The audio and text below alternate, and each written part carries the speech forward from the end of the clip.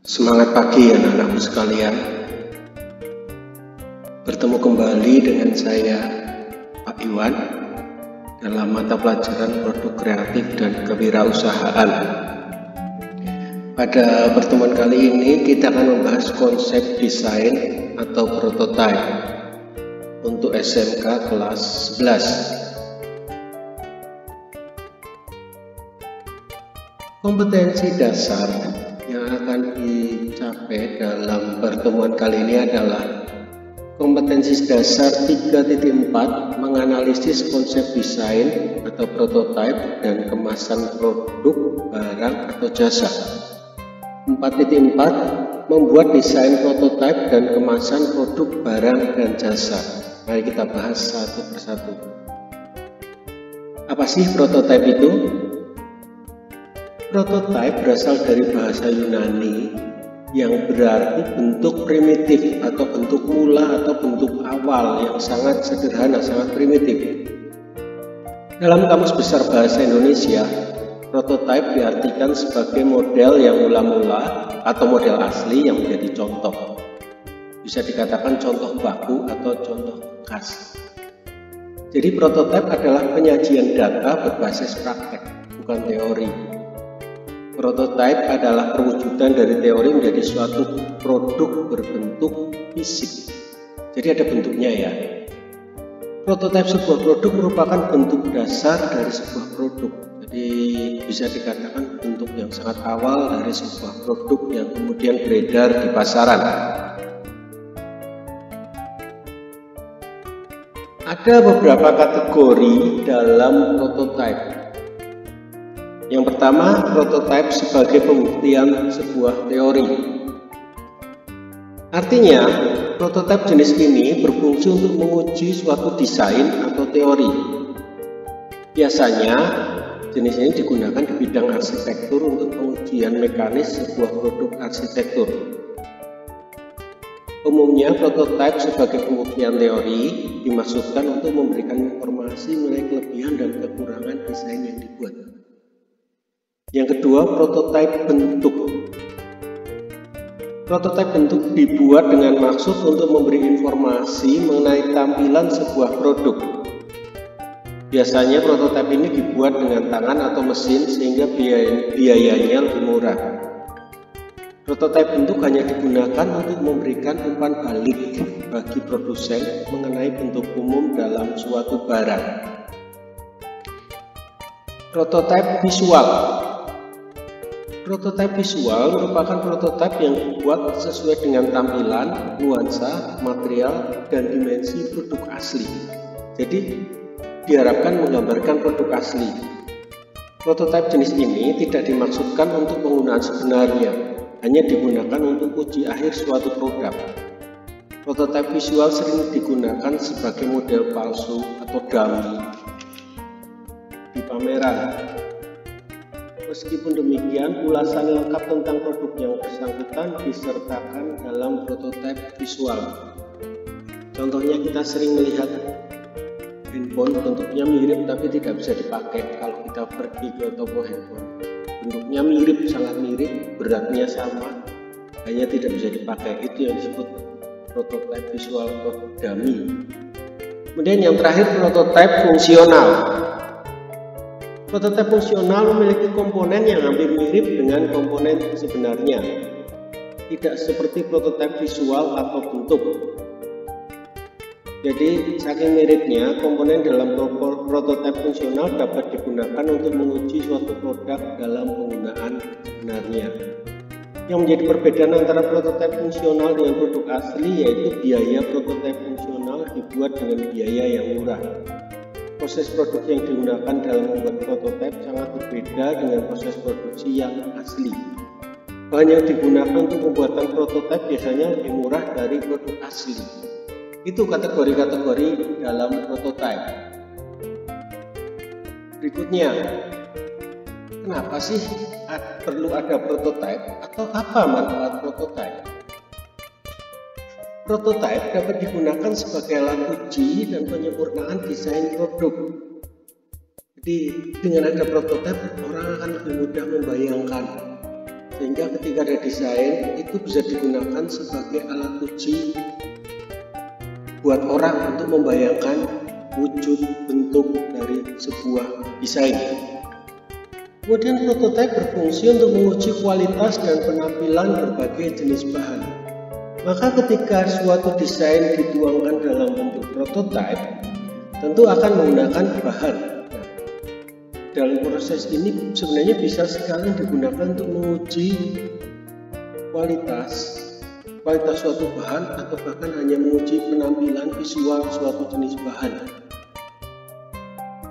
Kemudian, prototipe merupakan alat bantu deskripsi sebuah produk. Ketika hanya dalam sebuah desain, ada orang yang sulit membayangkan deskripsi sebuah produk. Apalagi kalau produk itu sama sekali baru dan belum dikenal. Sehingga prototipe ini akan menjadi alat bantu untuk mendeskripsikan atau menjelaskan sebuah produk. Bagaimana produk itu akan dibuat, bentuknya seperti apa, fungsinya seperti apa, dan sebagainya. Kemudian, yang terakhir, manfaat prototipe yang tidak kalah penting adalah orang akan menganggap serius bisnis kita jika kita membuat prototipe. Bayangkan saja, kita mulai sebuah usaha, kemudian membuat suatu produk, katakan secara sederhana misalnya produk makanan. Seandainya kita tidak memberi sampel, orang tidak tahu produk kita itu semacam apa, seperti apa, kualitasnya seperti apa. Dengan kita memberi sampel, orang akan menganggap serius. Dia nggak main-main dalam memproduksi sesuatu. Kurang lebih seperti itu manfaat prototipe. Kemudian tahap-tahap pembuatan prototipe. Ada satu proses yang harus dilalui dalam pembuatan prototipe. Yang pertama, mengumpulkan ide. Apa yang harus dibuat? Idenya semacam apa? Dikumpulkan, brainstorming aja. Bentuknya kira-kira seperti apa? Dibuatlah sketsa. Kemudian setelah ide itu terkumpul, aspek-aspek fisik produk mulai dirumuskan. Kemudian yang terakhir tentu mendesain menjadi sebuah desain sehingga orang punya bahasa yang sama dalam proses prototipe itu.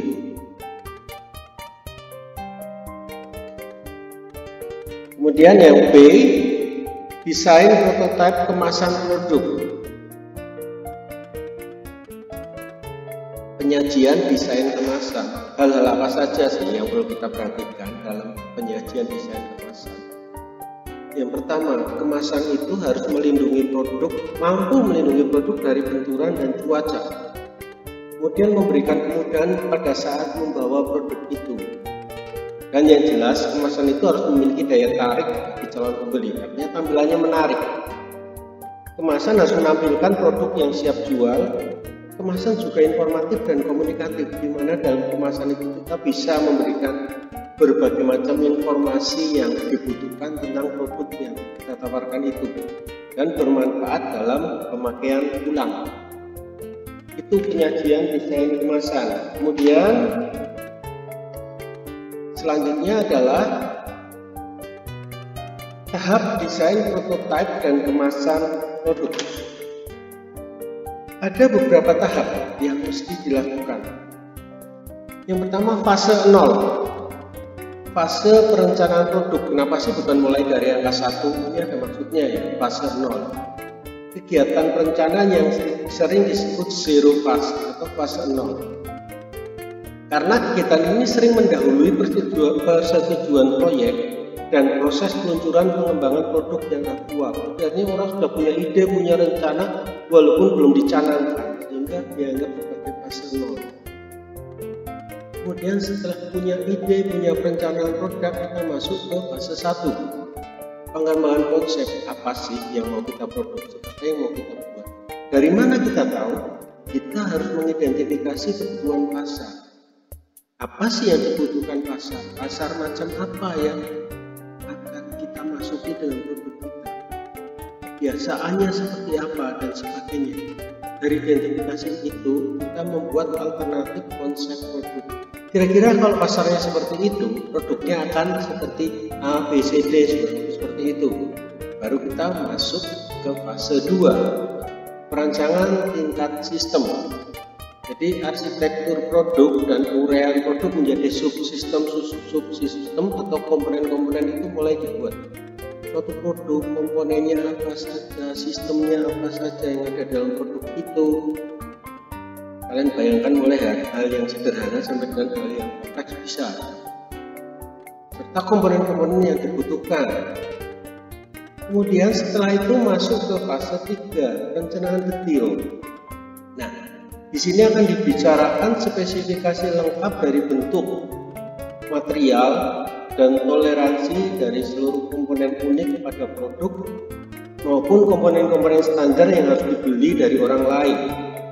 Ini fase 3, sudah mulai desain detail per item, per komponen, bentuknya seperti apa, komponen A bentuknya seperti apa, terbuat dari apa, materialnya apa, berpasangan dengan komponen apa, toleransinya gimana, kurang lebih seperti itu. Khusus untuk toleransi ada di video saya tentang toleransi bentuk dan toleransi ukuran pada mata pelajaran gambar teknik. Setelah itu lanjut ke fase 4, pengujian dan perbaikan. Artinya konstruksi dari produk itu dan evaluasi dari bermacam-macam versi produk awal. Jadi setelah produk dibuat dan secara lengkap perancangannya, kemudian diuji konstruksinya dan dievaluasi, dibuat berbagai macam versi hingga muncullah hasil pengujian atau setelah hasil pengujian itu suatu desain, suatu konsep yang matang. Dan terakhir fase 5, produksi awal. Dalam proses produksi awal ini produk dibuat dengan sistem produksi yang sesungguhnya. Kenapa seperti itu? Fase ini bertujuan pertama melatih tenaga kerja untuk berproses dalam proses produksi yang sebenarnya nantinya, dan kemudian dari situ tenaga kerja juga akan melihat masalah-masalah yang timbul dalam proses produksi, belajar memecahkan masalah sehingga dalam proses produksi sesungguhnya nanti akan bisa meminimalisir masalah. Itu kurang lebih tahap desain, prototipe, dan kemasan produk. Beberapa hal yang harus diperhatikan dalam melakukan kegiatan ini adalah baik kalau kita melakukan survei terlebih dahulu. Antara lain kita dengan survei bisa mengenal produk-produk yang sudah ada di pasar yang mungkin produk itu sama dengan yang akan kita buat. Konsep desainnya seperti apa, keunggulannya seperti apa, dan bagaimana penjualannya. Itu bisa kita lakukan dengan berbagai macam metode survei. Kemudian hal lain yang harus juga diperhatikan adalah membuat konsep desain menjadi beberapa alternatif. Jadi ada alternatif yang harus dibuat dalam konsep desainnya, bukan cuma desain satu. Ya, jadi sehingga ketika kita melempar atau mencari masukan, orang akan punya pilihan, orang punya bayangan untuk memilih plus minus dari masing-masing konsep. Kemudian hendaklah membuat desain kemasan yang unik, memiliki ciri khas dan menarik, sehingga ketika orang melihat satu produk akan langsung ingat kemasannya, oh ya ini, karena orang tertarik.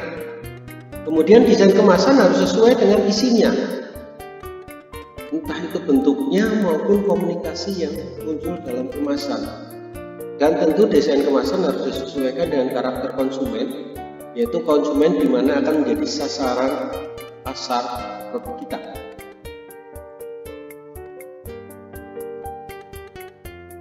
Nah, itu anak-anak sedikit materi tentang desain ya, prototipe dan kemasan produk. Kita akan bertemu dalam pertemuan-pertemuan selanjutnya yang masih akan bahas tentang prototipe. Terima kasih atas kebersamaannya, tetap semangat.